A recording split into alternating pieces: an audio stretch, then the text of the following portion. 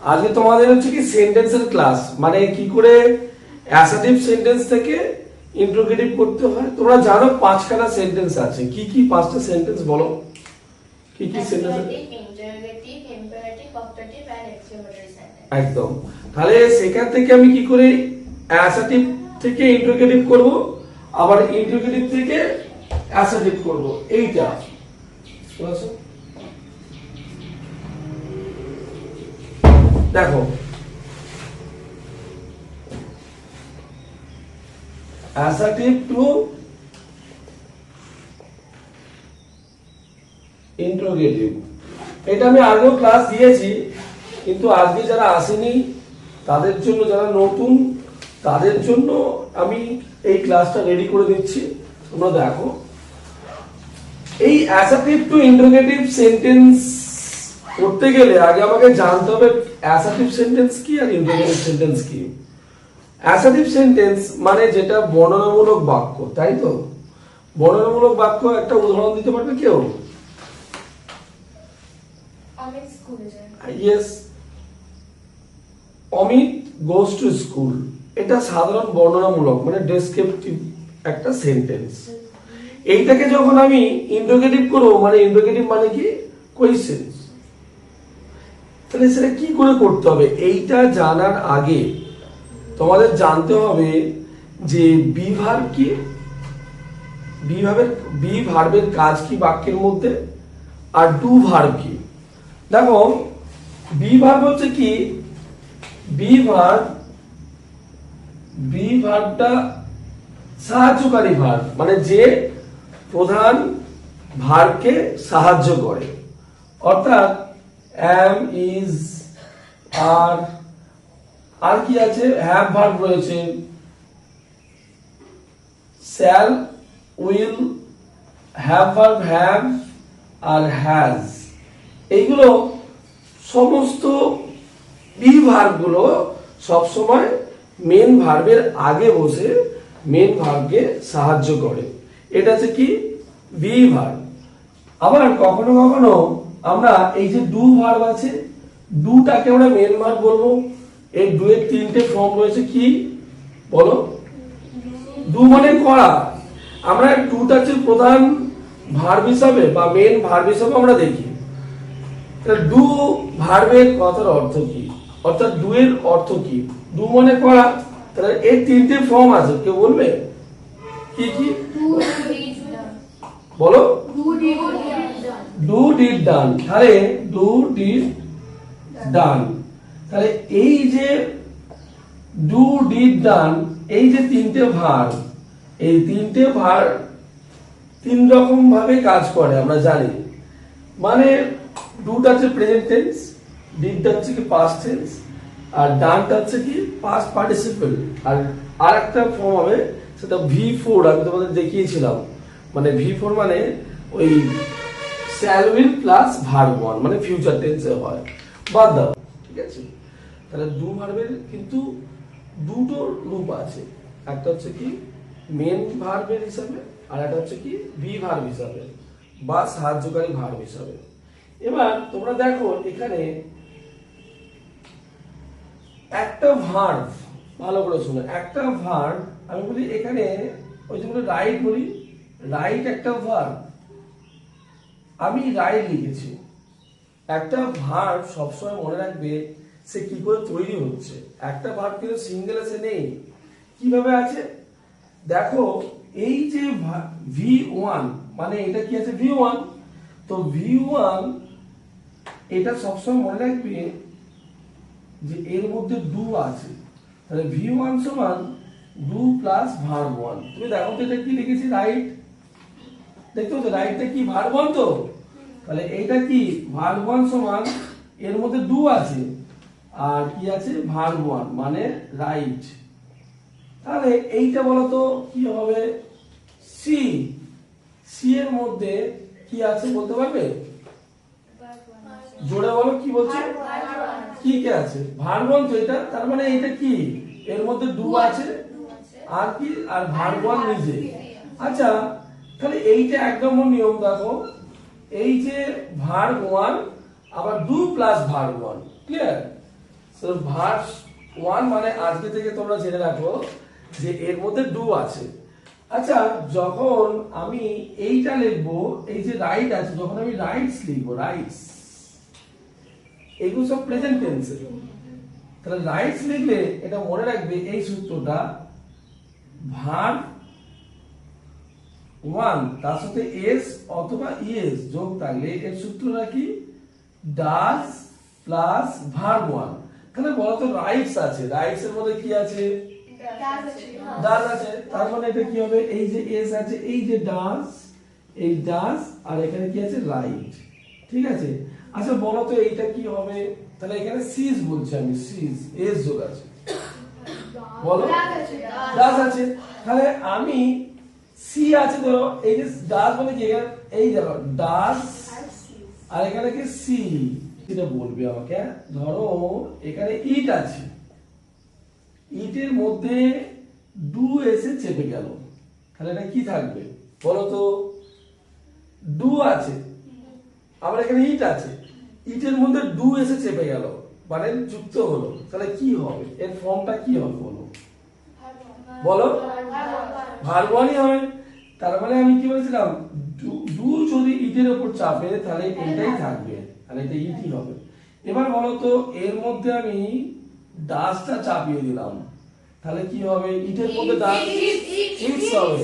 কারণ আমি বলেছি যদি এস বাই এস যোগ থাকে সেখানে ডাস আছে ভার্বের মধ্যে, তাই না? বুঝতে পারছিস তুই? এবার দেখো তাহলে এইটা কি হচ্ছে, ইটস হয়ে যাচ্ছে, ইটস। তাহলে এই দুটো শিখলে। এইবার বলো এইখানে একটা, এই সূত্রটা V2, V2 মানে,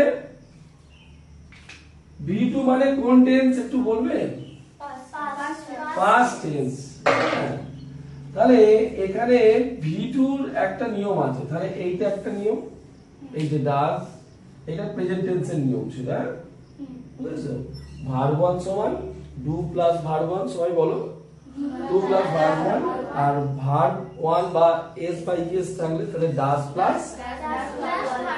আচ্ছা V2 সমান দেখে নাও ডিড প্লাস ভার্ব 1, আমি এটা V2 লিখছি, এখানে স লিখলাম, স।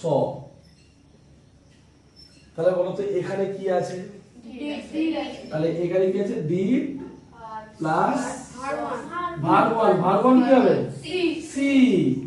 ওকে, তোমরা সবাই বুঝতে পারছো? কে বুঝতে পারছো না বলো এখানে? আমি কিন্তু এখনো বলছি এই ক্লাসটা কি করে অ্যাসার্টিভ থেকে ইন্টারোগেটিভ করব আমি, এটা ট্রান্সফরমেশনের ক্লাস, ক্লিয়ার? খুব ইম্পর্টেন্ট, তোমাদের ছোট থেকে তোমাদের শিখতে হবে এটা। তাহলে এবার তোমাদের একটা আমি মজা দেখাচ্ছি, এখানে দেখো তো, এখানে কিল্ড আছে, কিল্ড, সরি কিল না, শুধু কিল আছে, ভার্ব না, এই ওপর থেকে একটা ডিড এসে ঘাড়ে চাপলো, তাহলে কি হবে,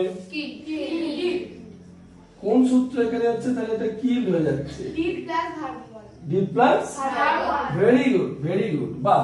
আচ্ছা বলো এখানে, এইখানে সি আছে তো, সি, এই সি এর মধ্যে ডিড চেপে যাচ্ছে, কি হবে বলো তো, এখানে সি আছে, সি এর মধ্যে ডিড চেপে যাচ্ছে, তাহলে এটা কি হচ্ছে।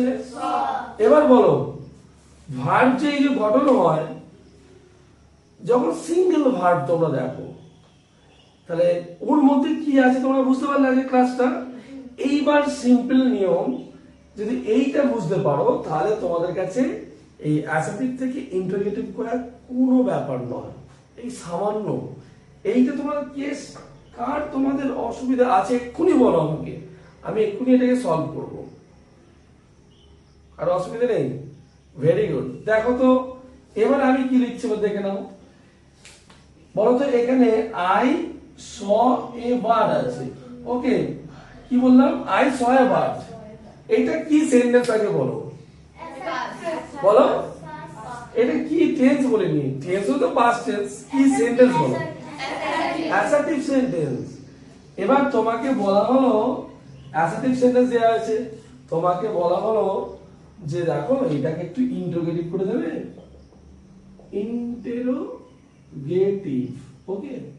একটু বলে রাখি, যদি বাক্যের মধ্যে বি ভার্ব থাকে মানে করবো am, is, are, was, were, এইগুলো সব বি ভার্ব। তাহলে am, is, are, shall, will, have, has, was, were, এই যত বি ভার্ব বা সাহায্যকারী ভার্ব থাকে সেই ভার্বটা সাবজেক্টের আগে উঠে আসলে সাবজেক্টের আগে বসিয়ে সেটাকে আমি কি করব, ইন্টারোগেটিভ সেন্টেন্স করব। কিন্তু যদি যেমন আমি একটা উদাহরণ দিয়ে দিই এই জায়গাটায়, দেখো I am seeing a bird, আমি এটা দিয়েছি। তোমরা বলো তো এখানের মধ্যে কোনো বিভার্ব আছে এই সেন্টেন্সের মধ্যে? am আছে। তাহলে আমি কি বললাম, এটা তোমরা নোট করে নেবে খাতায়। হ্যাঁ, আমি কি বলেছিলাম বলো তো, যে বাক্যের মধ্যে বলো একদম সাবজেক্টের আগে বসবে, তাহলে এটার উত্তরটা কি হবে? am I। তাহলে am I seeing a bird, ঠিক আছে। এই যে আইটা আছে একটু আমি বলে রাখি, এইটা নিয়ে অনেকের কনফিউশন হয়।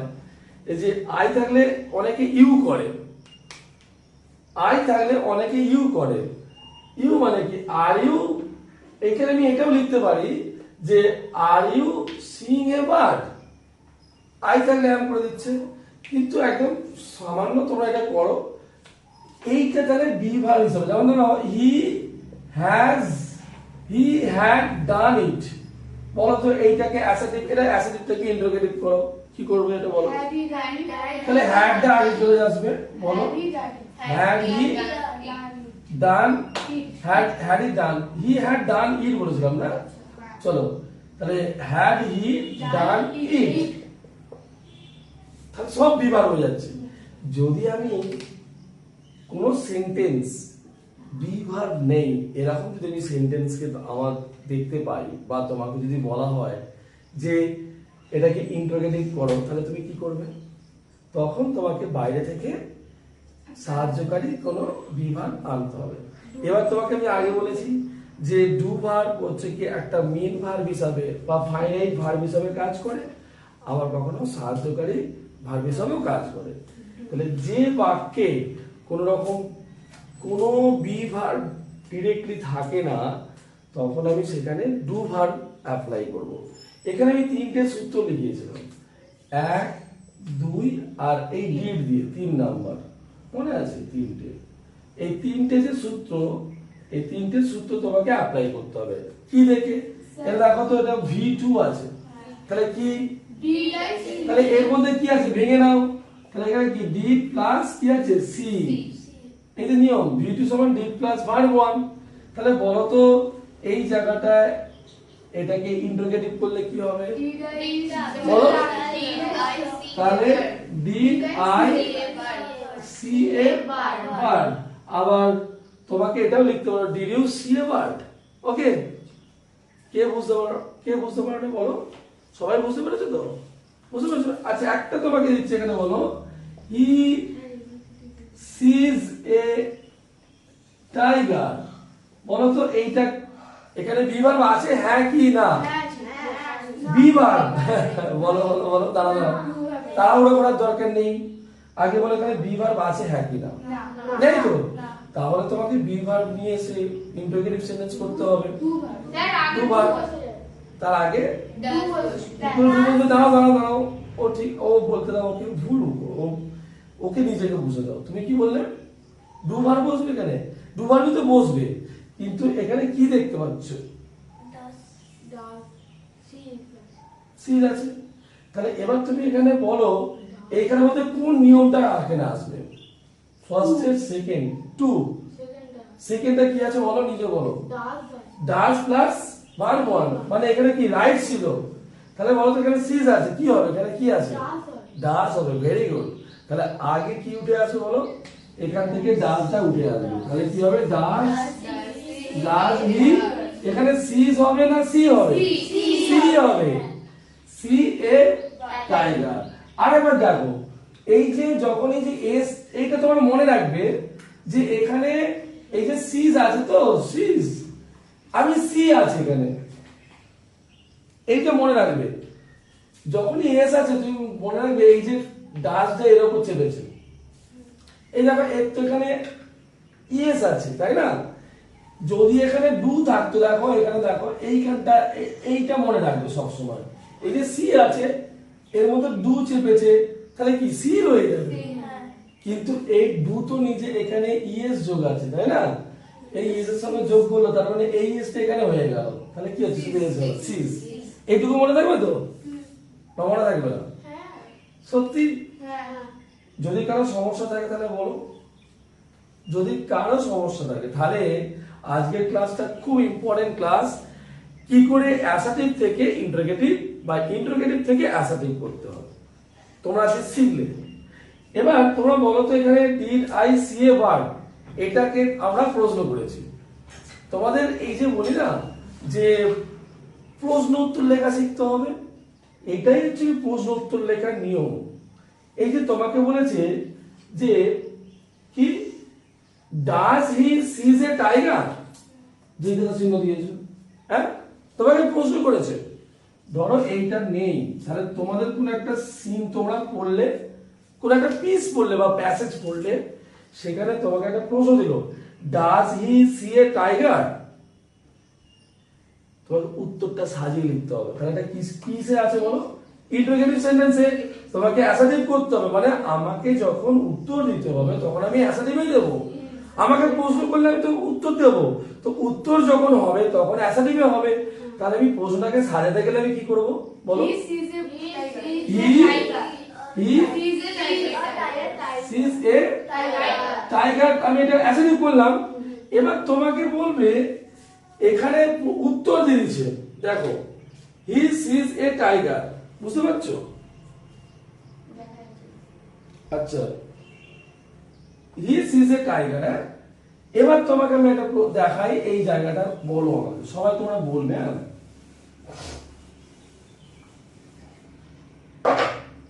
ভালো করে শোনো, আবার এইটা থেকে বলছি হি সিজ এ টাইগার, ওকে, প্রকৃতপক্ষে সে একটা বাঘ দেখে, হ্যাঁ এখানে বললাম ইন দা জঙ্গল, তোমাকে ওয়ার্ড দিয়ে প্রশ্ন করেছে, আগে বলো ওয়ার্ড দিয়ে প্রশ্ন করতে বলছে, ইন্টারোগেটিভ করতে বলছে, বুঝতে পারছো? এখানে বলো তো এই ওয়ার্ডটাকে কিভাবে আমি এখানে ইউজ করব, ওয়ার্ডের উত্তরটা খোঁজার চেষ্টা করো, কি এই ওয়ার্ডটা দিয়ে প্রথমে প্রশ্ন করো এই সি কে, সে কি দেখে, বাঘ দেখে, তাহলে আমি এই প্রশ্নের সময় বাঘটা নিশ্চয়ই লাগবো না, তাহলে বাঘ কিসের উত্তর, হোয়াটের উত্তরে কি বাঘ, তাহলে আমি এখানে লিখতে পারি তো হোয়াট, এখানে এটা এস আছে, তাহলে what does he see in the জঙ্গল,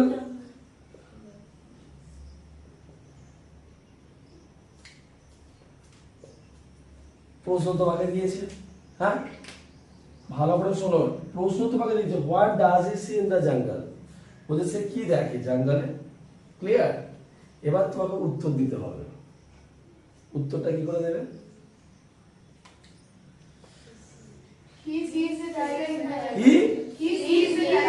এই দেখো তাহলে হোয়াটের উত্তরটা কি এসে গেল, টাইগার, তাহলে এখানে টাইগার ছিল ডাইরেক্ট, তাহলে কি হলো ডাজটা এস হয়ে গেল, আর হোয়াটের উত্তর টাইগার চলে এলো, তাহলে প্রশ্নের মধ্যে উত্তর কখনো থাকে না, তাহলে যেটা দিয়ে তোমাকে প্রশ্ন করতে বলবে সেটার উত্তরটা খুঁজে দেবে, আর প্রশ্নের মধ্যে উত্তরটা চেপে দেবে, বুঝতে পারছো? আর একটা উদাহরণ দেবো না, তাহলে এই জায়গাটা একটু আমাকে একটু বুঝলেই হয়ে যাবে, বুঝতে পেরেছো? আচ্ছা হি লিভস অ্যাট বাগনান, ওকে, আমি এইটা ওয়্যার দিয়ে প্রশ্ন করতে বলছি, আগে দাঁড়াও, যে বলবে একজন বলবে, হাত তোলো,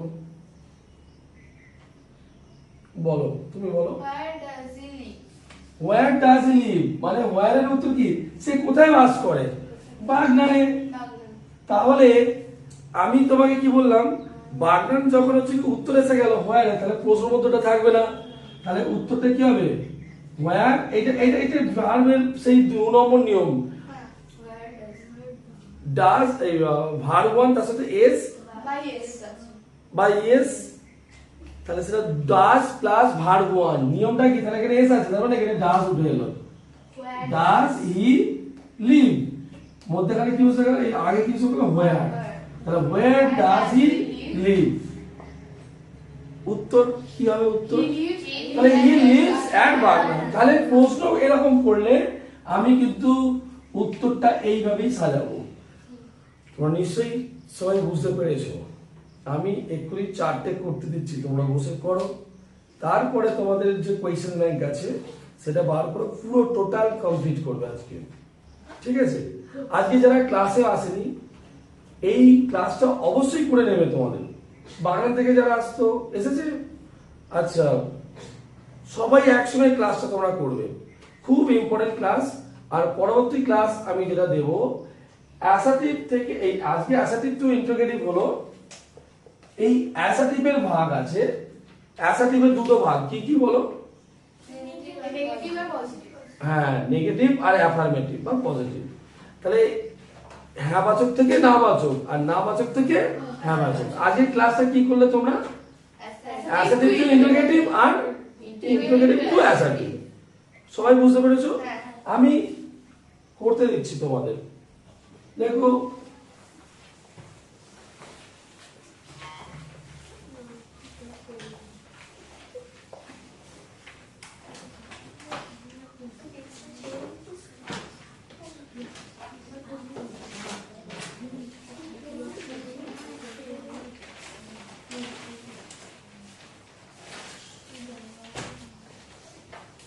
সব ইন্টারোগেটিভ বার করবে।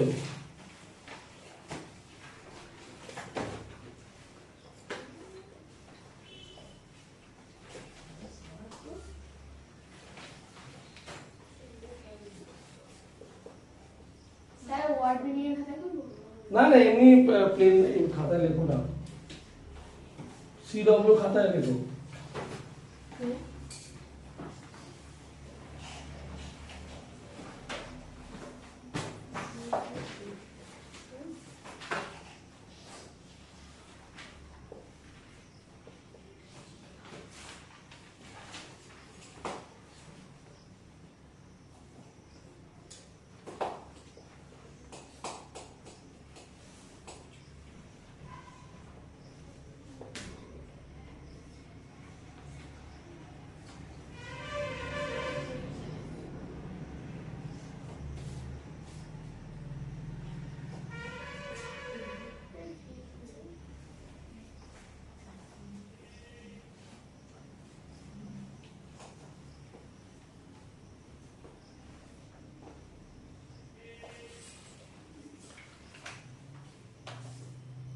দেখো, so many singing a song, okay, he knows my name, he has completed his homework, he finished his job, my mother plucks flower, yes, okay, flowers, okay, you do it, মুখে মুখে বলো, মুখে মুখে বলো, তারপর খাতায় করবে। দেখ বলো, প্রথমে বলো, so many singing a song,